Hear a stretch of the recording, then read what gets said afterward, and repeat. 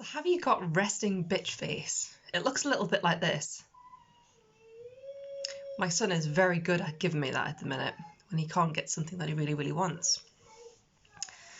I was watching a programme yesterday evening about the Second World War on the impact that it continually had on generations.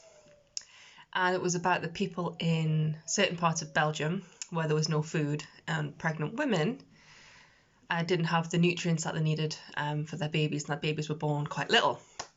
And over the next 15, 20 years, as those babies grew up, most of them developed an obesity problem because their body would store nutrients because it was something that happened in utero. But there were also psychological impacts as well of having something passed on down the generations. And it just got me thinking about the fact that so many of us have parents and grandparents who, for them, World War II was actually very recent history. And you can see the impact of that no one cares, just get it done, put a smile on your face, carry on approach that's actually here today. And when I was little, my mum, who was born in the 40s, used to tell me that no one cares about my shit. So when I grew up in life, I would never tell anybody that I was struggling at school because I actually believed that nobody cared about my shit. Went to university and I would study really, really hard for an exam and I would get a mere pass mark on that subject as well as a subject that I was really good at because I was dedicating my time in the wrong place, because I couldn't ask a tutor for help because nobody cared about my shit.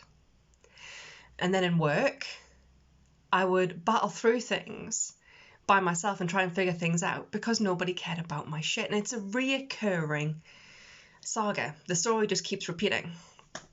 We are so welcome to live in a world today where there is so much awareness. We are aware of what our actions cause as outcomes.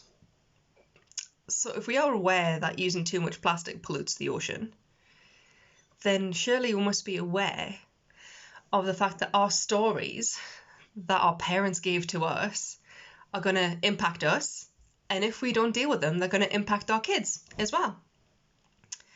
So this is where conscious parenting comes in. And there are lots of different names for it. You got gentle parenting, attentive parenting. All it really is about recognizing the stories that are playing out in your life, seeing how it comes up with your kids, and seeing how you can change it.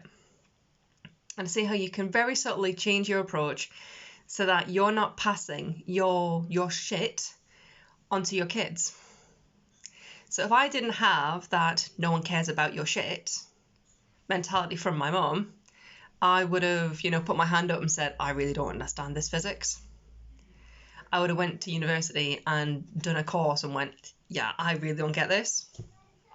And when I was working for a boss, when I was working in telecoms and I really didn't understand what I was supposed to be doing, it would have been, dude, I'm a bit stuck here. And I would have actually been able to put my hands up for help. And so many other things. I would have left my ex-partner a long time ago instead of battling on for 6 years. I would probably not have bought a brand new car because it was all based about perceptions and appearances. And you can see how this affected my life in so many different ways. The second you become parents, you automatically want your child to have the best life possible. And you set them up with the best schools, the best holidays, and we don't do anything with this. Now, I've got 2 places left on my conscious parenting course, which starts on the 7th of April, which is next week. And if you want to make a genuine difference and an impact to your kids' life, and not just their life, but generations after them, I'd love for you to have a look at my website and see if it's something that could be for you. And if you're not sure, I'll put my calendar link below and we can always have a chat.